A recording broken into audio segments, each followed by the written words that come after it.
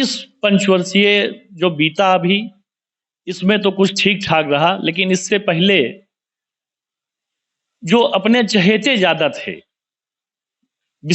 वर्ग विशेष को देखकर वर्ग विशेष को अलग से, मतलब जो जेब में बैठा था उसका मदद होता था, उसी को आवाज मिलता था, उसी को जो है सारा लाभ मिलता था। All India progressive politics association जो बात करता है जन सरोकार की, उन मुद्दों की जिससे राष्ट्र का होता है निर्माण। आज इन्हीं मुद्दों पर हम बात करेंगे पप्पू तिवारी और जितेंद्र तिवारी से, जिन्होंने पढ़ाई लिखाई खत्म करने के बाद पहली बार उन्होंने ग्राम पंचायत इंदिरापुर में पर्चा भरने का काम किया और वहां से भारी जीत उन्हें मिली, जो कि प्रधान पद पर काबिज रहे। उसके बाद उन्होंने आगे कदम बढ़ाया और भारतीय जनता पार्टी में कार्य समिति के पद पर रहे, जिनका कार्य भारतीय जनता पार्टी सन 2017 से इन्होंने लगातार मेहनत की और भारतीय जनता पार्टी के विधायक प्रतीक भूषण शरण सिंह को जिताने की, और उन्हें भारी मतों से जिताया भी, और आज भी वो कार्य कर रहे हैं। विधानसभा का चुनाव है, 2022 का चुनाव है, और ऐसे में जितेंद्र तिवारी जी अपने दमखम के साथ प्रतीक भूषण शरण सिंह के नेतृत्व में कार्य कर रहे हैं और इस बार फिर विजय दिलाएंगे। इन्हीं सभी मुद्दों पर आज हम जानेंगे और इनसे बात करेंगे। जी सर, पहले तो परिचय। मैं पप्पू तिवारी ग्राम पंचायत इंदिरापुर में निवास करता हूं, और आगे आप पूछिए जो हम बताएंगे। मैं कैसा रहा आपका कार्यकाल और कैसे आप दिन की शुरुआत कैसे करते? हम दिन की शुरुआत एक अच्छे मन से घर से निकलते हैं।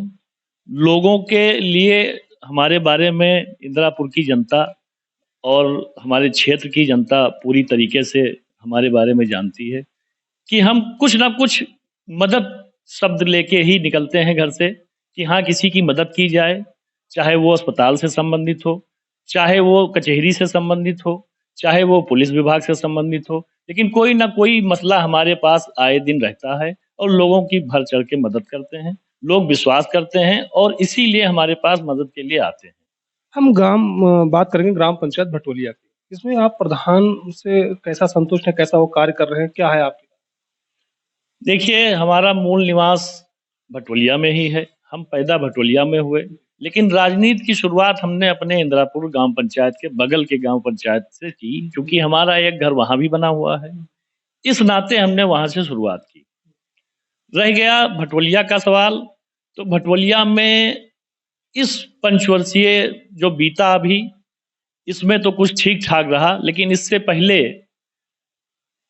जो अपने चहेते ज्यादा थे, वर्ग विशेष को देखकर वर्ग विशेष को अलग से, मतलब जो जेब में बैठा था उसका मदद होता था, उसी को आवाज मिलता था, उसी को जो है सारा लाभ मिलता था। इसमें गरीब वंचित रह गए, और जो ज्यादा गरीब था, जिसको ज्यादा आवश्यकता थी कि उनको पक्का मकान मिल जाए, उनको राशन मिल जाए, वो सारी चीजें सारे लोगों तक नहीं पहुंचती थी। शिक्षा व्यवस्था की बात करें तो शिक्षा व्यवस्था आपके ग्राम पंचायत में कैसी रही, कैसी पढ़ाई लिखाई रही, कैसा रहा? शिक्षा व्यवस्था आपको तो पता है कि पहले की प्रदेश की सरकारों ने किस तरीके से हाल बना रखा था। चाहे वो शिक्षा मित्र का प्रकरण देख लीजिए, सबको भर दिया। चाहे वो मास्टर आते थे, स्कूलों के बिल्डिंग की हालत इस तरीके से थी कि वो बिल्कुल, कई बार आप हादसा भी प्रदेश में हुआ कि जिससे बच्चे गिरे, छत गिर गई, बच्चों को चोट लग गई। लेकिन जब से योगी जी की सरकार बनी है, तब से आप स्कूलों में, किसी भी स्कूल में जाइए, आप लोग तो मीडिया से हैं, आप लोग तो जाया करते हैं, आप आज स्कूल का कायाकल्प देख लीजिए, क्या परिस्थिति थी, क्या हो गई है। विधानसभा का चुनाव चल रहा है, ऐसे में आपके विधायक हैं, किन मुद्दों को लेकर वो कार्य कर रहे हैं? हमारे विधायक जी ने 30 साल के गड्ढे को भरा है। जो 30 साल का गड्ढा था, उस गड्ढे को भरा है। हमारे गांव से निकलते ही कोई मोटरसाइकिल की पहिया टूटती थी, साइकिल कंधे पर रख के चलता था, सड़कों की हालत खराब थी। लेकिन जब से भाजपा सरकार बनी है, तब से सड़क सुधार, शिक्षा सुधार, स्वास्थ्य सुधार, हमारे ख्याल से थोड़ा बहुत काम इस पंचवर्षीय में उनके लिए बचा है। बाकी किसी गांव में ना तो नाली की समस्या है, ना सड़क की समस्या है। लगभग सारी समस्या पे उन्होंने ध्यान दिया है और उन्होंने पिछली सरकारों की जैसे राजनीति नहीं की है। उन्होंने जो उनके साथ नहीं थे, उनके साथ भी पूरा उनका वही व्यवहार रहा जो हम लोगों के साथ रहा। सुनने में आया है कि आपके क्षेत्र से क्राइम को खत्म करने का भी कार्य किया है और कानून व्यवस्था चुस्त दुरुस्त रही, तो इस पर क्या आपके नजरिए से क्या आपकी राय है? पहले जो पूर्व के सरकार और विधायक रहे हैं, वो पुलिस व्यवस्था, कानून व्यवस्था को अपने जेब में रखते थे। आज सबके साथ एक तरह का न्याय हो रहा है। पुलिस किसी के साथ जास्ती नहीं करती है। पहले जास्ती करती थी, निर्देश हो जाया करता था कि हाँ जाओ इनको पकड़ लाओ, जाओ इनको बंद कर दो, 2 दिन बंद रहेंगे दुरुस्त हो जाएंगे। लेकिन ये सब सारी चीजें 5 साल में न कहीं सुनाई पड़ी और न भविष्य में सुनाई पड़ेगी। क्षेत्र में सबसे बड़ा मुद्दा कौन-सा रहा जिस पर विधायक जी ने कार्य करने का कार्य किया और भारतीय जनता पार्टी के आला पदाधिकारी भी कार्य करने के लिए हमेशा आतुर रहे? सबसे बड़ा मुद्दा तो अन्न योजना का था, जो गरीबों के लिए फ्री वहाँ केंद्र सरकार से, प्रदेश सरकार से आता था। 3 महीने में 1 बार या कहीं चौथे महीने में 1 बार हमारे विधायक जी ने उसको दुरुस्त किया। हर महीने में मिल रहा है, वो भी 2-2 बार मिल रहा है। हमारी सरकार ने 2 बार गरीबों को, वो भी पिछले कोरोना काल के समय से फ्री, 1 नया पैसा किसी को नहीं मिलता। दूसरी व्यवस्था हमारे सरकार ने ये की कि कोटेदारों की भी गलती रहती थी, वो स्वतः उसको बेच दिया करते थे। लेकिन मशीन आ गया, जब तक हमारा लाभार्थी मशीन में अंगूठा नहीं लगाता, तब तक उसको जो है वो कोटेदार उसका अनाज खारिज नहीं कर सकता। तो एक तो ये किया। दूसरी समस्या सबसे बड़ी बिजली की थी। कभी भी इस 5 साल के पहले शाम को लाइट देखना तो क्या 3-4 दिन बाद कहीं शाम को लाइट रात में 9 बजे के बाद आती थी। दिन में आती थी तो रात में नहीं आती थी, रात में आती थी तो दिन में नहीं आती थी। तो बदलाव बहुत किया और लगातार बदलाव हो, उस ओर हमारे विधायक जी, हमारे योगी जी, हमारे मोदी जी लगातार काम कर रहे हैं। जैसा कि कुछ लोगों ने कहा कि कोरोना काल में सारे विधायक गायब रहे और आपकी विधानसभा गोंडा है, आपकी विधानसभा, ऐसे में विधायक जी का कैसा कार्यकाल रहा? कोरोना काल में कैसे लोगों की मदद पहुंचाए, किन रूप में उन्होंने कार्य किया? हमारे विधायक जी का कार्य कोरोना काल में, उसकी तो प्रशंसा जितनी की जाए वो कम है। हमारे विधायक जी के भाई, हमारे विधायक जी के पिताजी जो लोकसभा के सांसद कैसरगंज हैं, इतना बढ़ चढ़ के शायद उत्तर प्रदेश में किसी ने काम कोरोना काल में गरीबों के लिए किया होगा। तो ये तो सब जानते हैं। विरोधियों का काम है, विरोधी तो कहेंगे कि गायब हो गए विधायक जी, ऐसा कुछ नहीं है। कोरोना काल में हमारे विधायक जी से ज्यादा काम किसी ने उत्तर प्रदेश में मेरे समझ से नहीं किया। मैं भी जिला कार्य समिति का सदस्य हूँ भाजपा का।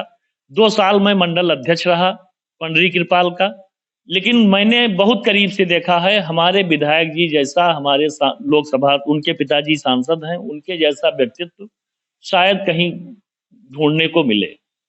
फरियादियों से कैसे मिलते हैं, कैसा उनका व्यवहार रहता है और कार्य कराने के लिए कैसे कार्य करते हैं? हमारे विधायक जी 2 दिन मुख्यालय पे बैठते हैं, फोन पर हमेशा उपलब्ध रहते हैं, कभी किसी के लिए रोक टोक नहीं है, सीधे जाके मिलना। और यहाँ तक मिलना नहीं, आप फोन करिए, तमाम तो लोगों को उन्होंने स्वयं अपने गाड़ी से, अपने पैसे से पीजीआई में पहुंचाया है। लोगों को जिनको दिक्कत हुई थी, लखनऊ तक लेके गए हैं, अपने गाड़ी से लेके गए हैं। और तमाम ऐसे उदाहरण हैं, हम तो अगर आपको बताएंगे तो घंटों लग जाएंगे। विधायक जी जैसा सीधा कोई विधायक अब तक, इतना काम करने वाला विधायक अब तक, इतना लोग गरीबों की सुनने वाला विधायक अब तक नहीं मिला। लोगों का कहना है कि विधायक जी 4 साल स्विच ऑफ रहे, फिर आज जब चुनाव आया है तब क्षेत्र में आए हैं, तो क्या ये विपक्ष द्वारा आरोप लगाया जा रहा है? अरे हंसी आती है कि स्विच ऑन हो, और अगर हम स्विच ऑन के बाद भी आपकी बात इग्नोर करें तो स्विच ऑन से क्या मतलब है? ऐसे विधायक, ऐसे लोग यहाँ राज किए हैं, जो स्विच ऑन रखते थे, स्विच ऑफ रखते थे, दोनों था। लेकिन वो काम भी सुनते थे, लोग कहते थे काम सुनते थे, लेकिन आपका काम सीधा के बजाय हमेशा उल्टा ही हुआ करता था। कभी किसी को न्याय नहीं मिला। कैसे मॉडल को लेना चाहते हैं? कैसे गोंडा को बनाना चाहते हैं? क्या है उनके मन में? कुछ कोई उनकी बात बड़ी हो?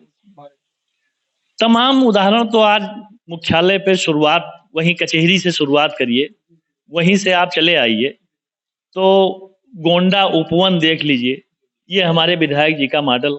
उसके बाद फिर आगे बढ़िए, सारे चौराहों को आप देखते जाइए, किस तरीके से उन्होंने चौराहे का कायाकल्प किया है और गोंडा को कितना सुंदर बनाया है। कभी हमारा गोंडा प्रदेश में सबसे पीछे हुआ करता था।